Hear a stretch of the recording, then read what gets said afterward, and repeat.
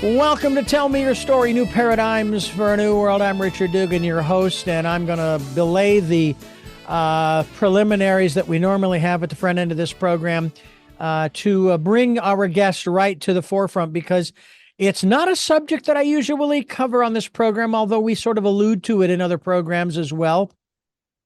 I guess I can say that the program is here, Tell Me Your Story, New Paradigms for a New World, giving you choices and knowledge of those choices to help make your dreams come true. As I've said before, we're looking for those new ways of living. The old ways don't work. How do I know? Look around. Open your eyes. They aren't working. And so we need to find those new ways of living. And I honestly do believe that the insights of our guest and the collaborators of this new compendium, it is actually 45 years, so to speak, in the making. It's an anniversary edition, UFO Contact from the Pleiades. And together for the first time, the photojournalist, I should say the photojournals, UFO Contact from the Pleiades, volumes 1 and 2. They're combined in a special 10 by 10 inch, 200 page, hardbound 45th anniversary edition. That's a mouthful. Our special guest here on the program is certainly one of the, I guess you'd say she's sort of the co-author or compiler or what have you. We'll talk to her about her exact title. And we're talking today with Brit Elders. She has been involved in this research. Well, we'll find at least for 45 years, obviously before that, because these volumes came out 45 years ago when I first got into this business, believe it or not, in 79. Brit, thank you so much for joining us here on the program, all the way from, well, I was going to say the Pleiades. You're not quite that far out. But as I said at the front end of our conversation before we got started, if the mothership comes, I'm going. Okay. I have had it up to, that's why my father is not here anymore. Thank you for being with us. Oh, it's my pleasure, Richard. I'm looking forward to this. There is an element here where you've got to have a sense of humor. You absolutely do when you talk about this conversation with extraterrestrials, life elsewhere. My summary of it all is, it is the height of human arrogance to think that we are the only beings, creation in the universe. You want to believe in what the Bible says or some other ancient wisdom teaching? Go right ahead. But I find it's hard for me to believe with what the Hubble telescope has shown us and how they've done mathematical equations to tell us that there are, I don't know if it's in the trillions, but I wouldn't be surprised, of galaxies in our universe, which means there are, I don't know, gagillion planets, and certainly more than 8 billion Class M planets.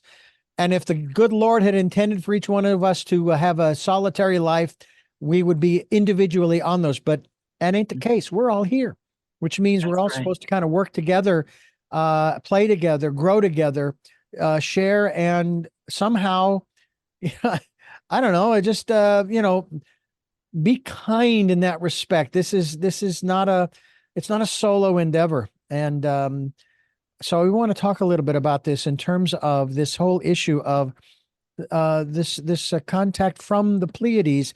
Now, first of all, you have a foreword in here by, I'm going to call her a young woman. I know she's not, but I like to refer to her in that respect. And now, MacLaine, Shirley MacLaine, thank you.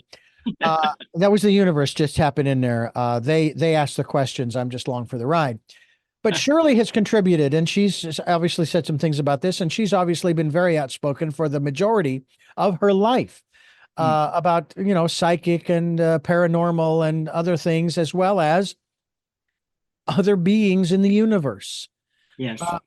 I'm curious as to how you were able to secure her in regards to helping to kick off this 45th anniversary edition. Shirley is one of my dearest friends. I've known her since 1980. She had called and she was writing the book out on a limb and wanted us to take her to Switzerland to meet Meier, the contactee that we're going to talk about. So we eventually agreed. We took her to Switzerland. She's an absolute question machine. I have never met anyone that is so curious about everything. And she had a wonderful time with Meier for several days, morning till night. She had her tape recorder going and they were having wonderful conversations, she asking questions, him answering. So Shirley kind of became very aware, firsthand, personal experience of what was going on in Switzerland with this contact case and Edward Meier by being there. She actually got up and went, spent the time. Then she came back and wrote Out on a Limb, which has a character in there that is a compilation of 3 different individuals that were contactees. Hmm. Well, this is something that I have been following. Not so much your your book and the Pleiadians, but in general, this whole aspect of otherworldly beings. Mm-hmm. And there's this group which I'm sure you're probably familiar with that is talking about the 5 phases of contact, and obviously. With the movie that came out, I guess it was in the 70s, with I thought it was Richard Dreyfuss. It Uh, is yeah, Close Encounters of the Third Kind. Close Yes. Encounters, right? And they're talking about contact, first contact, second contact, third contact, in this case, the movie Third Contact, fourth Mm-hmm. and fifth. Mm-hmm. And I'm sitting here going, as I'm watching these documentaries on this particular group of people and these contacts, I would love to have fifth contact or contact of the fifth kind, if you will, in that I'd like to have a better understanding, which I would hope they would give, of what in the world we're doing here. Why are we, you know, my wife actually surmised this, and I thought this was highly profound from her, from coming from her. And that's not slighting her by any means. She's a very intelligent woman. But she said she knows we, you and I, human beings, are not indigenous to this big blue marble. Right. And if you take a look at all of the other species on this planet, with only one exception, I would say the octopus, and I'll explain later, every other species is where they are supposed to be as far as the Right. climate and conditions. Man is spread all over the place, has to build structures to withstand the various weather conditions. For whatever reason, deems it necessary to wear clothing of Right. various types to protect oneself. And obviously, there are ancient wisdom teachings that tell us that, well, we violated a rule and now we're ashamed of our bodies, all that kind of stuff. But we're the only ones Mm-hmm. who cannot sustain life, let's just say for the sake of argument, at the North or South Pole, or say at the top of Mount Everest, out in the middle of, say, the Sahara or Death Valley. I don't know of anybody that lives in Death Valley, maybe near it, but not in it, Right. and so on and so forth. So it's like, okay, if we were indigenous, why would we not be equipped with? Yeah, Uh, it's very it, true. Most of the contactees actually talk about that their okay, forefathers were our forefathers. And that's true of this case as well. When Billy was talking to the Pleiadians, they said, our forefathers are your forefathers, and they look at us as their little brothers. But many civilizations have visited Earth. And in that, we have been populated by other places from outer space. Greg Brayton has been on this program a number of times. I'm trying to get him back on here in the 2020s. I've been Mm-hmm. interviewing him since the middle, maybe late 90s. And he shared in one program about a stretch, and I think it was either India or Pakistan. It was a remote area where this stretch, a huge area, was like a sheet of glass. And Mm-hmm. originally it was sand. And he Nuclear. said that the questions obviously that came were, well, wait a minute, what caused the sand to turn to glass? And then, of course, you go to the next level. Well, what causes glass to melt? What temperatures? And you go, okay, so what would cause that level of a temperature in this specific area that would cause the sand, the silica, to turn to glass. And of course, the conclusion that most people come to is it had to have been a nuclear blast. Yes, By the way, go ahead, in South please. America. Yeah. There are several places in South America where that type of glass has been found as well. In Ecuador, I know of, I've seen it. And there's no explanation for it other than a nuclear blast. So what that implies, and maybe it's more than an implication, that there have been civilizations, and we're talking going back more than 6,000 years, Yes, who have been here. And it has been said that we are going through what is considered the fifth cycle. And if we don't get our, I'm not going to bleep this, crap together, right. We're going to do it again for the fifth time. That's very true. The Lakota have their cycles that follow the white buffalo woman. In Mexico, they call what's going on now the sixth sun. That began with the eclipse in 91. It's about us.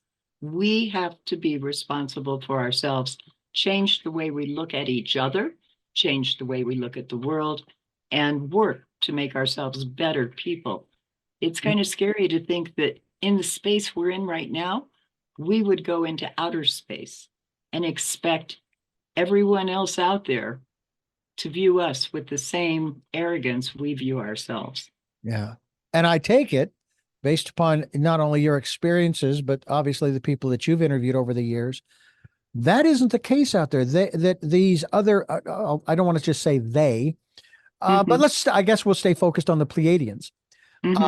They don't have that level of arrogance. They actually have an understanding of who they are and what processes they are going. They have a self-awareness to the extent that they know they have to sort of keep not reinventing themselves, but sort of rediscovering themselves so they don't make the same mistakes twice, so that they actually do learn from their own history. Absolutely. The Pleiadians actually did not originate in the star system of the Pleiades. They originated in the system of Lyra, which is the ring nebula of Lyra. They had factions on their planet, much as we have on ours, where they did not get along. They created a nuclear type war, destroyed the planet, had to flee and find a planet they could engineer to live with the same type of atmospheres and things like that. They had to create that basically from scratch, according to the conversations Billy had with Samyasa. So this is something that we need to think about here and now with everybody's finger on the nuclear trigger. This is not an arena we want to go into. We don't have the capabilities of engineering anything new. Yeah. Now, bear in mind, I'm going to say this extremely facetiously. I have a solution to all of humanity's problems, and it will take care of it in an instant. Just set off all the nuclear bombs, kill all of the people, and guess what? No more problems. There's a problem with that. We then create a problem throughout the cosmos, because what we do here affects everything else out there. It's that butterfly effect. It's true. We're all connected. Absolutely. And we have to understand that at some point. We've got to get to the point of understanding our connection is much more than a sit-down conversation between 2 or 3 people. It is a heart connection, a spirit connection. And we need to really improve that ability to communicate with each other and develop that connection. I want to dive into some of the book as well, and of course the history and your involvement, your curiosity, and so forth. But I'm curious as to your observations, your perspective on the recent congressional hearings. Now, there was a gentleman who wrote a book that I didn't get a chance to interview him, but I wanted to. It was called AD, After Disclosure. And I was prepared to interview him, and the very first question out of my mouth would have been, what makes you think that the American people, specifically the American people, would believe the government is telling us the truth after they've been lying to us for 60 years? Now, that would have been the first question. But they hold these hearings And these people are now saying, oh, yeah, they're out there. We're not alone. On and on and on and on. And so forth. What was your observation? Do you think that that was a valuable use of time and so forth and media, or was it a waste of time and energy? We just, it's like we might believe the individuals who are the witnesses who are testifying, Right. but the government doesn't care. They're doing this. This is just a show for the public to placate people. I happen to agree with you very wholeheartedly. And I think what happened was that the witnesses were great because at least it let people have firsthand experiences that they got to hear. Mm-hmm. That's important. Congress and the military now doing their thing with, oh, look, we're going to set up something that you can call and report a UFO sighting. And then they follow it up with, these are only things we can explain. They never go into detail. They've not released all of the information yet, even though they said they would. So I do think it is more of a show, a presentation to get people to slow down, stop thinking about it, go on about life. That's not going to happen. Right now, this topic is hot all over the world. Yeah. And our government is slow in reacting to it. Other places, Brazil, China, England, France, Italy, they've come out with statements about these things. They've released files. We're not doing that. And that's unfortunate because the population needs to know in order to make decisions. There was a conclusion that I came to based upon a lot of the evidence, if you will, the pictures, the testimonies, and so on and so forth. We are not alone. Mm-hmm. If these are intergalactic travelers, we'll call them, and they can travel light years in maybe an instant, they're going through wormholes or what have you. Right. And they wanted to take over the planet, subjugate us, turn us into slaves, or even wipe us out. My theory is you and I wouldn't even be having this conversation because it would already have been done. And yet, even after and actually, this has been before these congressional hearings last year, the government, as it begins to acquiesce, instead of just saying, yeah, we're not alone, they turn it into a national security issue. These other beings are dangerous. They're malevolent, et cetera, et cetera, et cetera. And then again, I go back to my point. If they were malevolent, we would be done. It would be over already. Yes, that's very, very true. And people don't go that far quite often. They hear the fear stories. Yeah. They hear the promotion of fear. They react to that. And they don't go to the place of thinking, well, if they can do this, if they have these capabilities, why haven't they done it? Right. And it's the ability to think and to reason and to move forward in thought rather than being stuck with what one person says as valid. Mm-hmm. You've got to go beyond that. You have to do your own searching. I would love to do 2 hours with you. Obviously, we're not going to be able to do that, but we're not done yet. Don't get me wrong. I'm not stopping here. I'm just saying that there's so much that we can talk about in this regard. I want to let you folks know that this is Tell Me Your Story, New Paradigms for a New World. We're talking with Brit Elders. She is an investigative and documentary filmmaker. She travels the world exploring she traveled exploring the topics, including the mysterious world of UFOs. She's participated in several in-depth investigations, including we're going to talk about Billy. Is it Meier? Meier, Billy Meier case, and waves of UFO sightings in Mexico, which began in 1991 and continue today. And she's also the CEO of ShirleyMacLaine.com. Brit actually also does her own writing and research. And I find this fascinating, quite honestly, that this conversation that we're having, it's not something that I normally have gone into. I've been doing this program for over 15 years, interviewing for over 40, probably close to 44. Anyway, and I've not really chosen to go down this road simply because of maybe it was because of the stigma. But I've let that go. And I'm saying, I mean, I deal with more of the spiritual and metaphysical aspects. That's pretty woo woo in and of itself.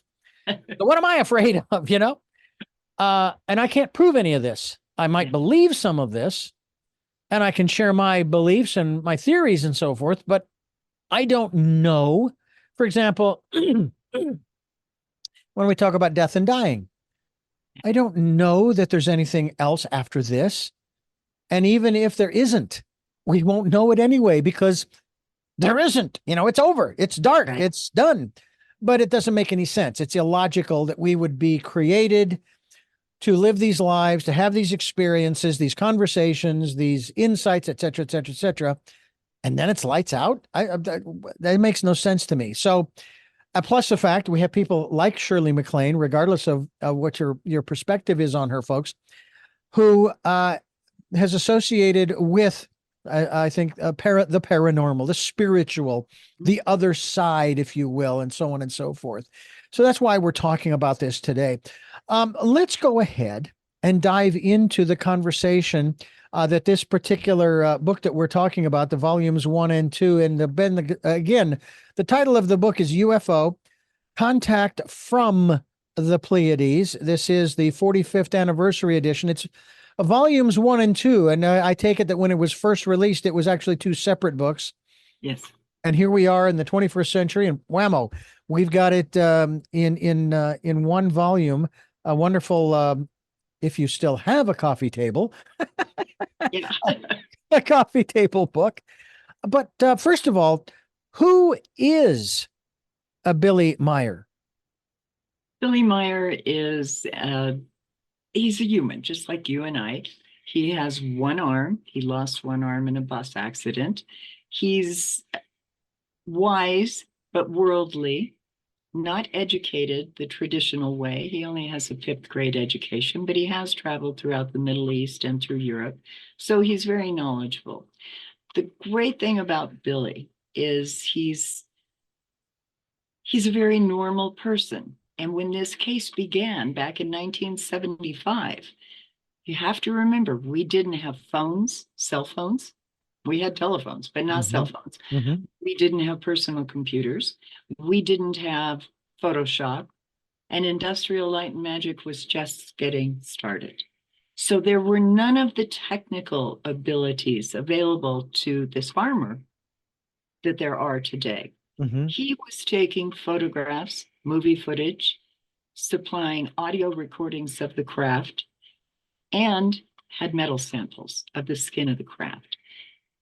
Where does a man that is a farmer with a limited education get all of that material that then we took as the investigators and had analyzed at labs all around the world? These laboratories may not have believed that Billy was having contact, but they could not duplicate what he had.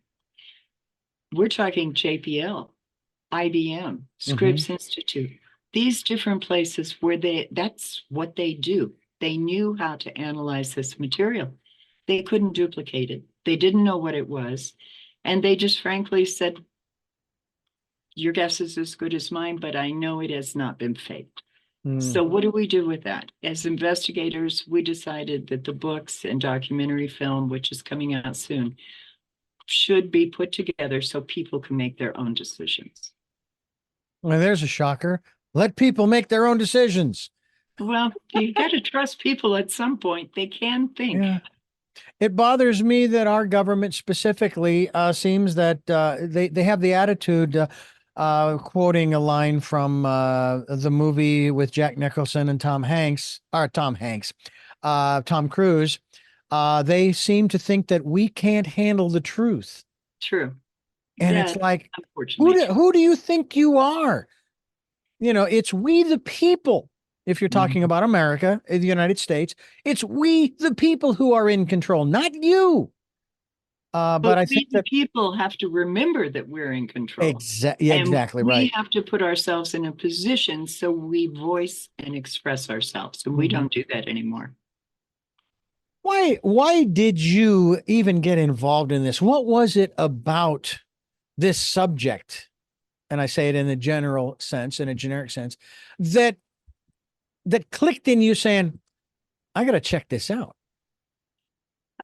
Well, personally, I have been interested in the subject for a long time. My dad was literally a rocket engineer. He worked with von Braun on the early missile programs. Oh, wow. And so he told us a lot about things that they saw and they experienced. And that always stayed in the back of my mind. And then when this was brought to us, this specific case was brought to us by Lieutenant Colonel Wendell Stevens.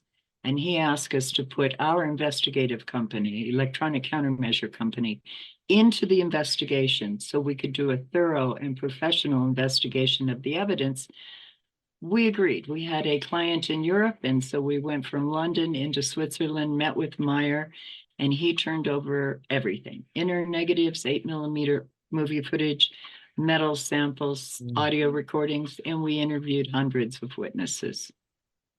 So that's how we got started in it. Yeah. But I always had a curiosity about it because of what my dad had told me. We have heard, and I've been working with a gentleman. His name is Steve Cates. He goes by the moniker Dr. Sky. And I helped to produce a series of interviews where he focuses on astronomy, space, aviation, and weather. And he has had a number of astronauts going back to the Apollo series. Yes. And many of them, before their passing, have talked about their experiences, or at least their awareness that we're not alone when they were out there, out in the cosmos, we'll call it, because even when you leave the atmosphere, you're in the cosmos, traveling to and from the moon. Right. I think, I'm not sure, but I think even shuttle astronauts have also had similar experiences where either they saw and or heard, or they just by slipping the surly bonds of Earth via these vehicles, their awareness was sort of, I guess, opened up. Yes. It's like the atmosphere was it was like a dome over their awareness. And as soon as they got outside the dome, bingo. Yeah, we had the opportunity to meet with Gordon Cooper years ago, and he told us about what he felt and what he experienced out there. And then Edgar Mitchell was a good friend and a wonderful man. And his experience literally changed his life because he realized it was more of a spiritual connection to the entire cosmos. You're not just one lone island there. Yeah. It's everything that is connected, interconnected to you. One of the things that has come up in those programs that I've helped to produce and actually co-host, we talk about dark matter occasionally, which I always make fun of it because I go, but you can't see it. It's only available if you do the math, which I'm not about to do. I'm sorry, I don't understand that kind of math. I barely made it out of geometry class in high school. I never took trig or calculus or any of these other things. But it's like there are things that we as human beings choose to believe in. Yeah. And there's a large segment of the population that says yes, and they claim that it's true, and then they try to gather evidence to support it. I find it fascinating, for example, and I was born and raised a Catholic. I worked for a Christian radio station for 15 years in the early days of my career, and I was asking, I call them the heretical questions. Stamp a big old H on my forehead. I'll wear it proudly because the answers that I was given made no sense. And even in the Bible, as well as I'm sure other ancient wisdom teachings, there is reference being made, although it's somewhat veiled in some of the language that's used, that even the Israelites or I should say the people in the Old Testament as well as the New were experiencing contact with other beings from other worlds.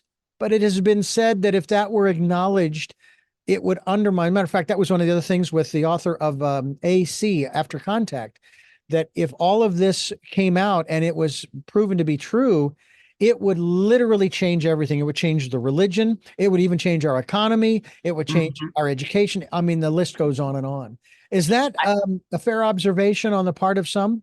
It really is, because any civilization, ancient civilization you look at, has either in legend form and myth or via petroglyphs or cave paintings, records of extraterrestrial visitations.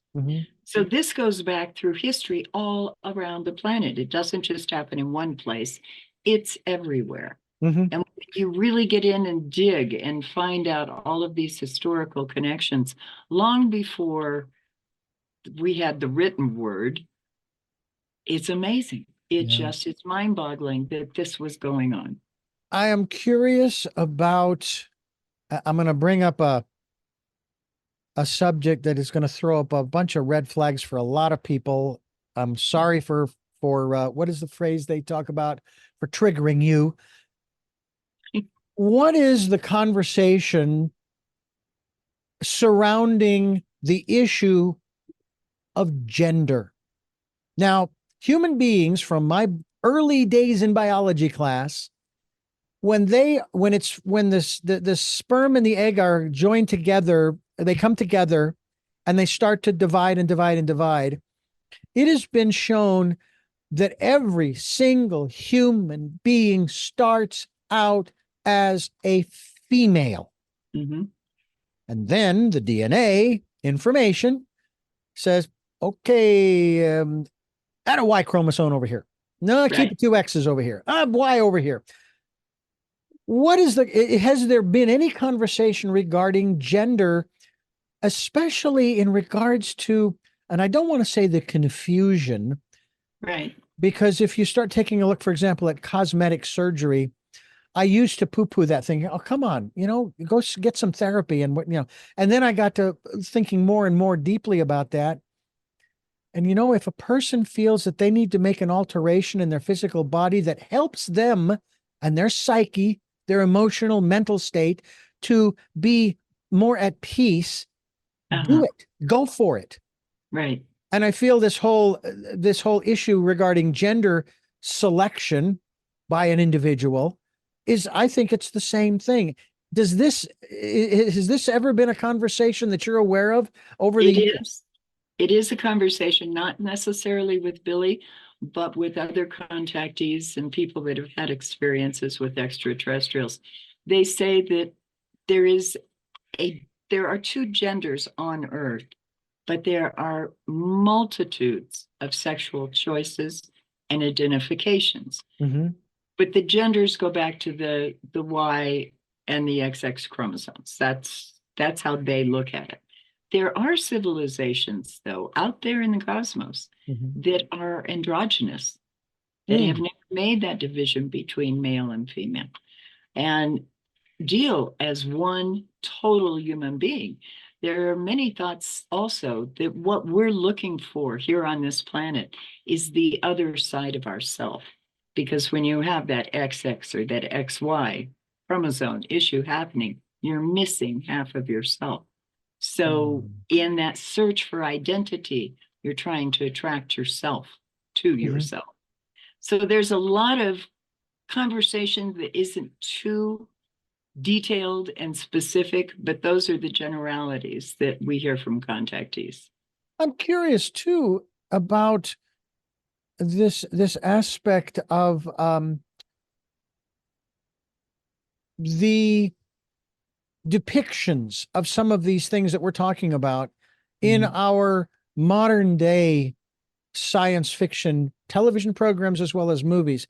A real good friend of mine who I've actually had on this program, he and I worked together at the Christian station back in Phoenix, especially in the 80s and early 90s. And he said something to me that changed my view of this particular TV show. And he said, Star Trek: The Next Generation is our modern day mythology. And I thought, Oh, that's pretty cool.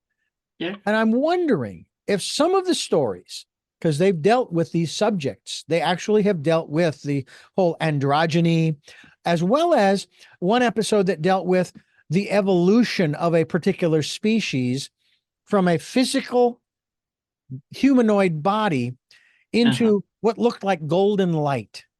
Mm-hmm. And then it just went right through the ship and out into space. Mm-hmm. And that the powers that be on his planet, he being the character, um, they were trying to shun him. They were trying to imprison him, but he was evolving. It's all he was doing, but they didn't like it because it didn't conform with the social norms and so on and so forth, which is part of what I see happening today in our culture when we Yes. talk about this whole issue of gender and the Right. conversation surrounding that. Interesting point. Yeah. That's I have to say there are contactees that claim that the beings they meet with, not only can they be physically very different from us, but also they can be energy. Mm-hmm. Yeah. Nothing that we recognize in a physical form. But like that being that went out through the ship and out into the cosmos in an energy form, that's what these people are communicating with and seeing. So we can't limit ourselves to the physics we understand on this third dimensional thump on it planet. We have to be in a position to be more receptive and accepting to other things. We do know the human body gives off energy. That's a scientific fact. Mm-hmm. So if we're giving off energy, why couldn't that energy not require a human form? Why couldn't Yeah. it just be energy? And maybe that's the realm that they're dealing on. I do think it is something that we have to look at from the standpoint of what is out there, but also what's going on within ourselves right now at this moment. Mm. Because each of us are experiencing something that is unsettling. What does that energy do to us? How does it make us react? Where do we find our center and our balance?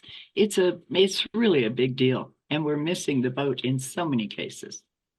Have you had contact yourself? I have not had contact. I have had many sightings. Many Sightings. sightings, Okay. yes. Interesting. I am not aware of having contact. I do have a period of missing time of, Ah. yeah. What about, and it was primarily in the 70s, 80s, maybe into the 90s, about a lot of the reports by abductees Right. of these examinations, and obviously they joke about this, the probing, that kind of thing. Right. Was that because I heard from someone in the 90s as I was having a similar conversation about this whole subject, that they, being the non-humanoid beings that have been doing this, Mhm. they were told to stop it. And supposedly it was, in other words, it's not happening anymore. And I don't know if that's true. You I'm don't just hear curious. about it anymore. Yeah. Yeah. So maybe they did. That's very, very possible. I haven't looked too deeply into abduction cases. I'm more interested in cases that have physical documentation that can be thoroughly analyzed. Mhm. And so that's why I went into the Pleiadian case and the Mexico events. Those are phenomenal. Anything that's providing evidence is worth a second look. I know a lot of abductees. I have interviewed them. What they feel is real.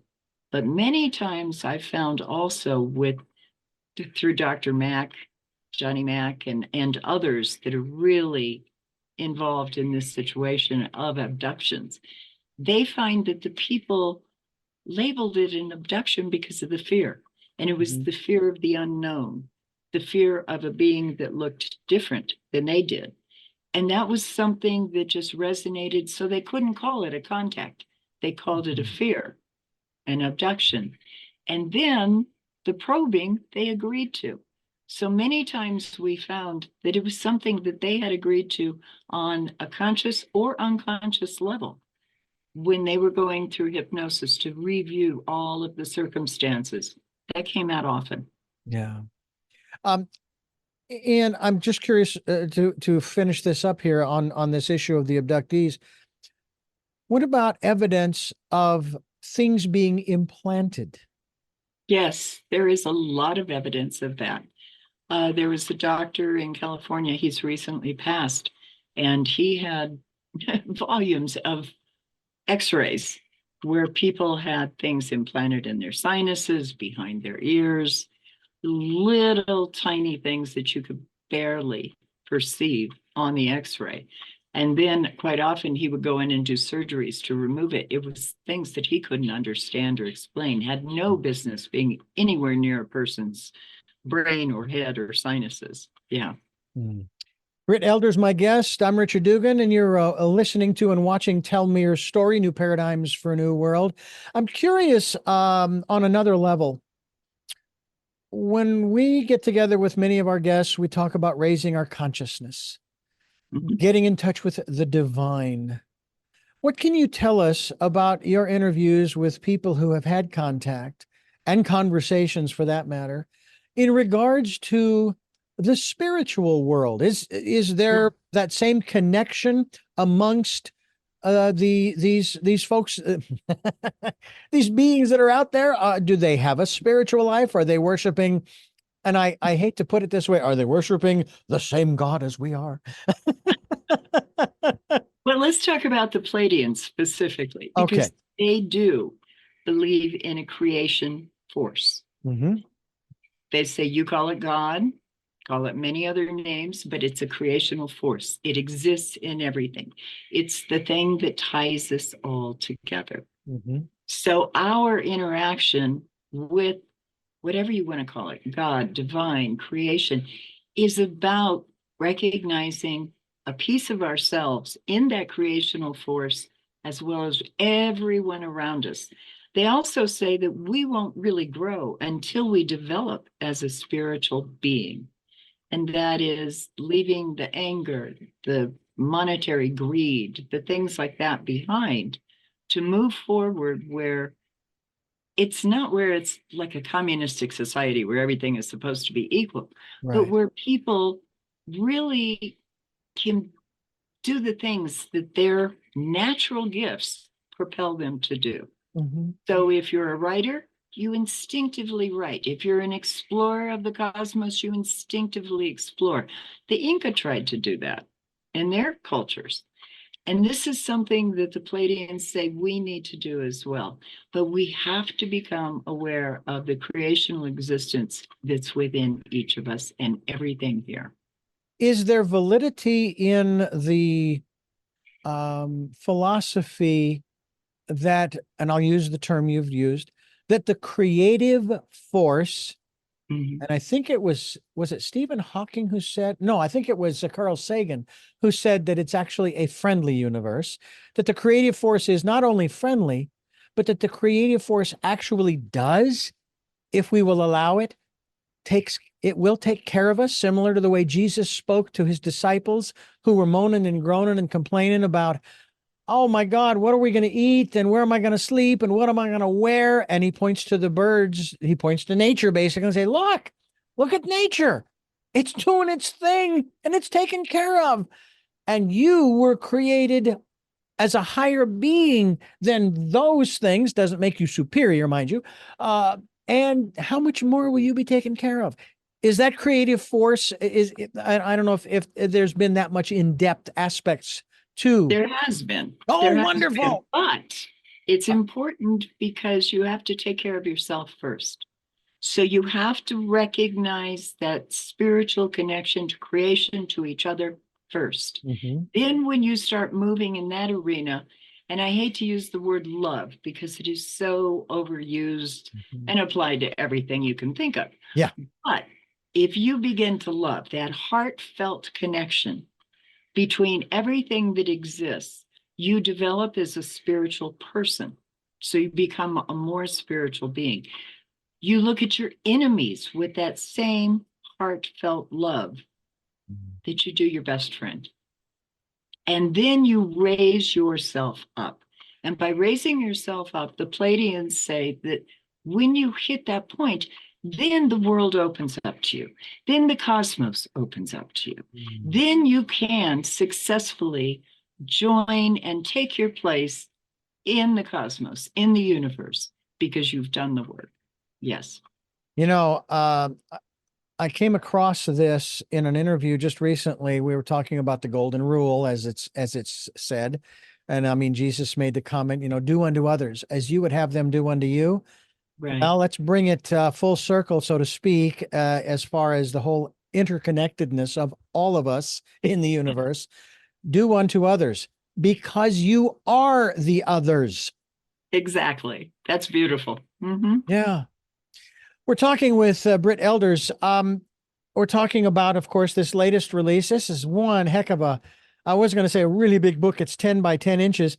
UFO Contact from the Pleiades. It's volumes 1 and 2. I would show it here, but unfortunately, my camera tends to dissipate anything I put in front of me. So it actually is, for those watching the video, I have it placed between you and I in the frame so that people can see the book, as well as your website, which is britelders.com. And we encourage folks to go to your website. As a matter of fact, let's see here. I want to just scroll back up here so that I can actually quote it. And it is BRITELDERS.com. We hope that you will go there. She's on Facebook as well as LinkedIn. And I am so fascinated by the more ethereal, esoteric, if you will, aspects in regards to the other beings that permeate that exist out there, and we can stay focused on the Pleiadians. We humans have done a bang up job of anthropomorphizing the creative force. Yes. And I have this, and I'm curious about this aspect too, because you sort of alluded to this, and I'll give you the quick analogy. There's an individual walking around in this beautiful meadow, has his or her hands cupped out in front of them. And if one could extract their personal will and put it in their hands, this is what this person's doing. And walking, I just want to do God's will. I just want to do God's will. I just want to do God's will. The creative force, if you will, the anthropomorphized force, is looking down and tears are streaming down its face, moved that one of its creation wants to do the creative force's will. And the individual walking in the meadow tosses it up into the air. And the creative force catches it in its hands and begins to compress it down to the size of a baseball. And then rears back and throws a 90-mile-an-hour Nolan Ryan fastball and hits the individual squarely in the head with these words: "Then do something with the life you have been given. You are not a puppet on a string being manipulated by forces you do not understand." Is that kind of the message that we're getting? And I'll stay focused on the Pleiadians. From the Pleiades philosophy, if you will? Yeah, that is.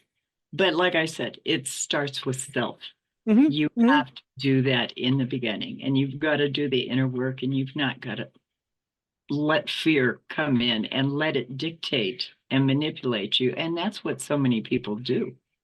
But if you do that, if you hit that, live your life, the best life you possibly can, by understanding you are connected to everything, everyone, then you move forward, but not until then. Yeah. I've been through, since the early 80s, personal growth programs, started with LifeSpring, which was an outgrowth of EST. Then in Phoenix, there was a program created by a gentleman by the name of George Adair. No, not the famous philosopher. He was a printer in Phoenix, and it was called Delta Vector and Omega Vector. And my first wife and I went through those. And it was fascinating because he would take the teachings of, for example, 0 Point and Chardin and Descartes and so forth, and others. And he would be teaching that very philosophy of personal responsibility, of interconnectedness, interdependentness, if you will, through Mm-hmm. various different exercises and games and so forth. And I found it so fascinating that shortly before the end of my first marriage, I was asked, and I acquiesced to go to therapy. And it just so happens it was a female therapist. And she accused me of having character flaws somewhere along the way. And I'm thinking, well, this doesn't seem real positive kind of conversation here. And then asked me to answer a few other questions and so forth. But I found it so fascinating that that was back in my late in the 80s. I was in my 20s, 90s. I was in my 30s, and it was so fascinating because when I was in college, I took psychology and I loved it. Did horrible, and I think I got a D. But it was fascinating to me because I've always been intrigued by, I guess, partly the human condition, but also wanting to not only do quote unquote the right thing, but I also understood at an early age, though I didn't know that it was karma, Right. that what comes around goes around. I mean, it's proven in physics, isn't it? You know, for every action, there's an equal and opposite reaction. Right. Are we, from the Pleiadian perspective, since that's the group we're talking about, the species, I guess I should say, if we were to create a scale from 1 to 10, Uh-huh. as far as a higher consciousness, an evolutionary process and so forth, where would you say they would place us at this point in our evolution, in our existence? 4 to a 5. Ouch. Yeah. Now that's the population at large. Yes. There Yes. are others who are much higher, and 9s and 10s. Yes. we Uh-huh. always know there are others who are lower. But at the same time, is there also a recognition, as connected as we are, that each one of us is here, having signed a contract before we came in, to live out the life and have the experiences that we have, and that each one of us has every right to be here just like anybody else, no matter where they are on that scale? Absolutely. Absolutely. And to live out the best life that you can have. That doesn't mean the best financially or anything like that. It's the best life to giving to yourself and others, to help that growth, to promote it, to nurture it. And we are no longer a nurturing society. Yeah. I'm curious, do the Pleiadians have anything similar to what has been considered to be by many in our society the most important aspect of our existence, the economy? Yeah, they do have an economy, but they barter and trade. Aha. They base it on money. Money, we are in a different vibration than the Pleiadians. We're in that three-dimensional thump on it world. We need money for housing, things like that, but money has become the focus of life rather than an accoutrement to it. So it can be damaging, and it can be very much a blessing to others. But we have to sort of spiritualize the money and learn how to do with it the best for everyone, including self and everyone else. I've heard it said that money is nothing more than energy. And you talked about energy at the front end of the program, and we need to figure out how to transform that energy from one form to another, whether it be from the paycheck that I get and the direct deposit to the rent or the food or the gas in the car and so on and so forth. I don't know if you're familiar with a gentleman by the name of Jacques Fresco, an architect. No. He's passed on. I had an opportunity to interview him when he was 94 and 99. And he was an architect of the Venus Project, which is a futuristic cities and so forth that were circular in nature. You had a central hub, and then you had everybody living and working around that hub. Mhm. If you wanted a car, you could have one. This wasn't socialism or communism or anything. Right. But one of the things that was so fascinating to me, and you kind of alluded to this as well, was, and I came up with this analogy that he said was fairly accurate. We all know what a memory stick is. All right. A Mhm. USB memory stick. All right. Well, there's a store that carries that and other things, and it's got this huge bin filled with them. And you get to walk in, you just pick one up and you walk out. Mhm. And there's a gentleman that comes along and pulls out a weapon and says, "Give me your memory stick." And I would say, "Well, but there's a store right down there. You can take as many as you want." "No, I want yours." Well, and of course, I'm going to, without fear, I'm just going to hand it to him. And I'll go back Mhm. to the store and I'll get another one. No big deal, because that way I can honestly say, no, he didn't steal it from me. I gave it to him. Uh-huh. Okay. So, first of all, there's an abundance of resources to start with that are shared by everyone. He says that the biggest problem with the resources is not the supply and demand, it's the distribution. Yes. That's where the problem is. There's no crime with this individual, and you learn not to abuse the privilege. And unfortunately, I asked him, I said, will this new civilization come about in my lifetime? He says, probably not. And I was so disappointed because I wanted it then and now. Yeah. Um, but the Pleiadians, and you talk about the fact that they barter. Yes. Um, what about well, what about crime and conflicts and those kinds of things and even Uh, relationships? they've mastered that because they're telepathic. How can you commit a crime when you're telepathic? If you're thinking about it, you're informing everybody out there that is receptive. They're picking up on the idea that you're going to commit some kind of a crime. So they don't have crime like we have it. There's something else that I think is so very, very important, Mhm. and that is that they respect each other no matter what phase of development as a being they are in. They respect that person's lessons. That's important. We have a tendency to not do that. Mm-hmm. We view them as either above us, below us, and therefore we want something from them. If Yeah. they're above us, we want whatever it is they have that we perceive to be better than ours.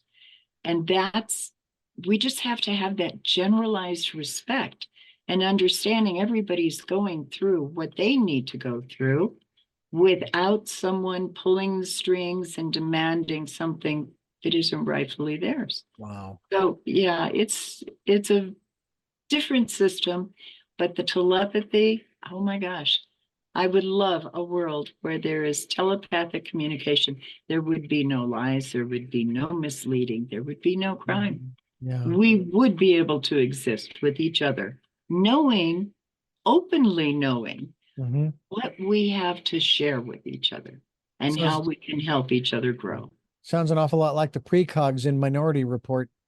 Yeah. A little bit like that. This is it to me. Like I said before, this is fascinating for me to talk to you about these things. One other element that I wanted to touch upon has to do with this aspect of personal growth and development. Mhm. And I know I asked about a scale on 1 to 10 as far as Yeah. the higher consciousness aspect of the human beings.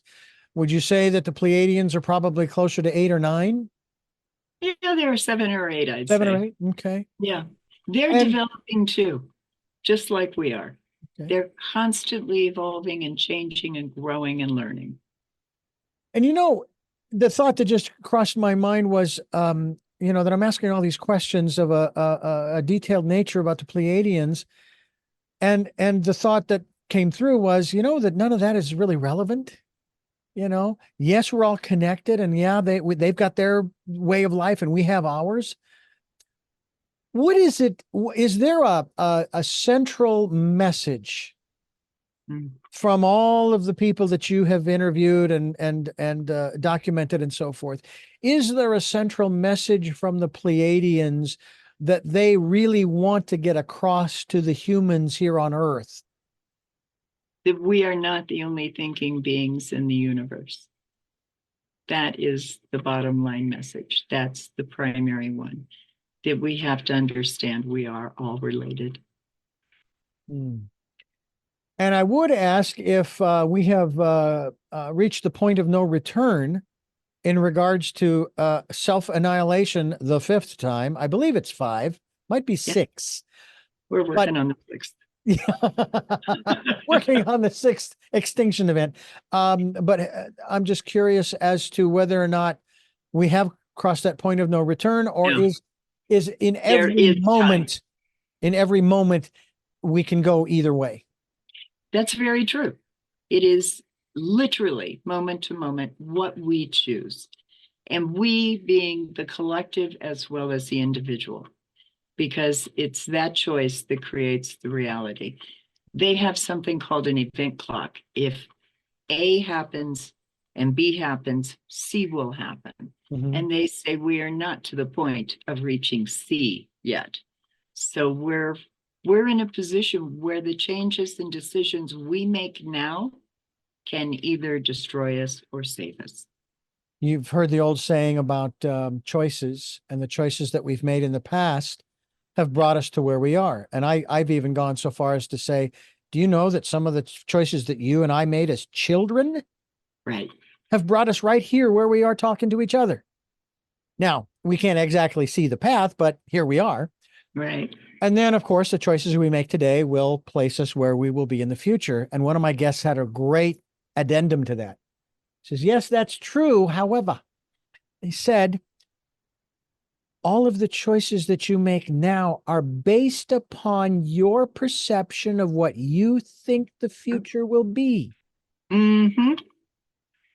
That's profound. That is really good. Yeah. And I don't take credit for that, but I'm grateful for it nonetheless. And Yes. that's really kind of, I mean, I'm not a one who believes in the apocalypse and the four horsemen and all of that stuff. I'm an optimist. The glass is half full. I'm just trying to discover what it's full of. I'm hoping something really good, like, oh, I don't know, like Irish cream. That's always tasty. And so I don't buy into the prepper mentality, the doom and gloom. And I'm humorously shocked at those who follow the biblical philosophy Mm. and prophecies. I say humorously shocked at their surprise at the direction our civilization is going, especially in America. And I'm going, but wait a minute. Your own prophecies told us this was going to happen. I'm not saying that they're right. I'm saying, Yeah. why are you surprised? You told us this was going to happen. So Mm. just sit back and watch. Why are you trying to fix it? Mm. But again, I don't buy into those. I Me. believe that we have, there's always room for improvement and expansion. And this is, I think it's fascinating. Now, to wrap things up here, let me ask you about the book, Mm-hmm. which is UFO Contact from the Pleiades. What is the, if there is one, the central message you and the other contributors, not just those who you've interviewed and so forth, but Mm-hmm. those who helped to compile this 45 years ago and then today, what's the central message you want to get across to us? Wow. It sort of falls in line with what the Pleiadians said, that we are not the only thinking beings, but to explore, to have a sense of adventure about exploring, because life is too wonderful to ignore. So if you have a question, dig deeper, look harder. Don't take somebody else's word for something. Get in there and really find out for yourself. Be true to yourself in the process of that, and do it without fear. And I think you'll be able to grow leaps and bounds so easily. if you just open up to that. I have thoroughly enjoyed our conversation up to this point. This is fascinating. We're talking with Brit Elders. She is what would I call you? The the co-compiler. I'm one of the original investigators and authors. Okay, so the original investor 45 years ago, right? Back in the late 70s, early 80s, right? And, to me, I love. I'm getting used to conversing about this more and more because it is something that we have to start taking seriously. Just like when I was working for that Christian station, and I would hear people talk about their their experiences, their spiritual or supernatural experiences. There was no way that I was going to shut them down. Oh, no, no, no! I don't see anywhere in the book that it says that can happen. No, because they truly believe this happened. Who am I to argue with them? That's right. So it's the same thing with these folks who have had these contacts, these experiences with otherworldly beings, whether it be the Pleiadians or otherwise. It happened. You can't argue it because it's changed their lives. Mm-hmm. Just and as you learn from it. That's as a key. An individual. What can you learn? That's a key. That's a key. This just came into my mind. What about past lives? Oh, the Pleiadians do believe in them. Okay. They believe, in fact, they feel that that's one of the reasons they were so close to Billy and he was to them, was that they had had a past life together. So your lives may not all be on Earth. They may be in other systems as well. That's what I have heard. Yeah. That I may have had lives on other worlds as well. I've even been through what's called life between lives. You're familiar with Dr. Newton's work and everything. Yeah. We have a practitioner here in Santa Barbara, and I went through that with him. I loved my previous life. It's not that I don't like this one, but it was pioneer days. I was a farmer, had a farm, and I knew everybody in town. Farm burned down, so I moved up to the cabin I had up in the snowy mountains. Came out one day, put my feet up on the rail, sat back in my chair. I grabbed my hat, I put it up. Oh, it's been a good life. And I left. I just left. That's great. I would love to do that again, but not for another 40 years. My goal is to live to be 100. So that's fascinating stuff. Brit Elders is my guest, and you are listening to Tell Me Your Story. I'm Richard Dugan, your host, and Brit, I want to thank you once again. Brit Elders, BritElders.com is the website, which will be linked to. Thank you so much. This has been fascinating, and I know there's so much more we could talk about. I think it's probably true. We've only scratched the surface.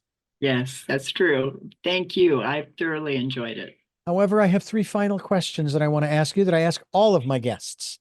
But before I do, I want to thank you for listening to and watching.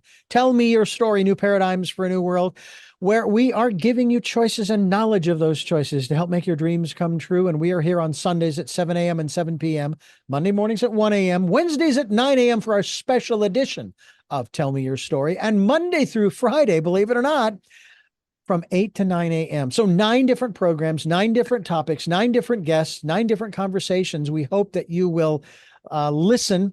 We stream those times at richarddugan.com. We podcast at SoundCloud, iTunes, TuneIn Radio, Spotify, Stitcher, Player FM, Blueberry, iHeartRadio, Amazon Music, many other locations. And we're on YouTube where you can watch these conversations. I hope you'll subscribe. But even more importantly, I hope that you'll select notification so that when a new conversation is posted, you'll know about it and you can tune into it. We also ask that if you can support the work we're doing financially, we would be so gratefully appreciative. We have a PayPal account. It is there for your security as well as ours. And when asked to submit the payment, to whom are you sending it? They'll ask you for an email address. So easy. Richard@richarddugan.com. That's Richard@richarddugan.com. One other thing, and I wish that I had gone here, but the universe apparently didn't ask the question. And that is, we hope that you'll spend time during the decade of perfect vision, the 2020s, to go within to that quiet, peaceful, calm, still place and listen to that still small voice. I'm actually going to go ahead and ask the question because it just came up. Do they have an inner voice? Do they have intuition and those kinds of things? They do. Yes, they do. So And that they is also, follow them. They rely on them very heavily. boy, then let's take a lesson from the Pleiadians and rely on it. Because I'll tell you what, there have been times, I don't know about you, Brit, but there have been times when I get a premonition or a prompting to do something, and I'm going, no, that's contrary to my plan. My plan, really? Yeah, no. And finally, I acquiesce. I go forward, and then within a couple of days, I look back and go, man, am I glad I followed that prompting, because if I hadn't, but I did. So, there you go. All right, let's get to those three final questions before we wrap things up here. And again, my thanks to you for joining us here on the program. The first of those three questions is, who is Brit Elders? Hmm. A curious soul that wants to learn as much as she can on an individual level, but learn it from others as well as through my own lessons. I'm a writer. I love to write and I love to listen. So, yeah, that's Brit. What gets you up in the morning? Happiness. I wake up happy. I am so thrilled to be living right now, to experience things. I live in a forest. I can go out and literally hug a tree if I want to. It's just, it's a joy to be alive. Woman after my own heart. I live up in the mountains too. Ah, Finally, what was your best day? every day. I mean, they just keep getting better. I can't complain. Even the bad things teach you something. So I learn from everything and love every minute of it. It makes me think of course, that question comes from the movie City Slickers when they're in the first movie, we're riding along, and Mitch is asking his buddies, what was your best day? And they go down that list. And back in on Labor Day of 1993, I took a trip up to the to Woods Canyon Lake, north of Phoenix, I believe it was. Well, I know it's north of Phoenix. Anyway, Right. and had a little tension between myself and one of the guys that was up there. He had to go back down to Scottsdale for some medical tests. So I was stuck up there. There was no car for me to leave with, but I had helped him to refurbish this boat. And so I get up that morning, whereas the night before he was trying to tell me how to do dishes. Well, I grew up in a family of 8. I know how to do dishes. And so that morning I get up, I make myself some breakfast. I do the dishes. I head for the lake. I get in that rowboat. I row back and forth, having the grandest time. I come back, start a massive fire for a single hot dog. The other buddy shows up. We set up another fire. He had brought with him a big old bone-in ham, and we dunked that in the pork and beans. And we sat there, had dinner with what was it? Jack Daniels and Coke. And that, when I looked at that, and I had just seen the movie recently, prior to that, I said, this is my best day. And every day after that, for that entire month, I was saying, this is my best day. Oh, no, this is and it just was like, it just kept rolling. So I can let it snowball. Yeah. Oh, it was beautiful. Brit Elders, thank you again for joining us here on Tell Me Your Story. This has been fantastic. And I hope to have you back again, because as I said, we've only just begun.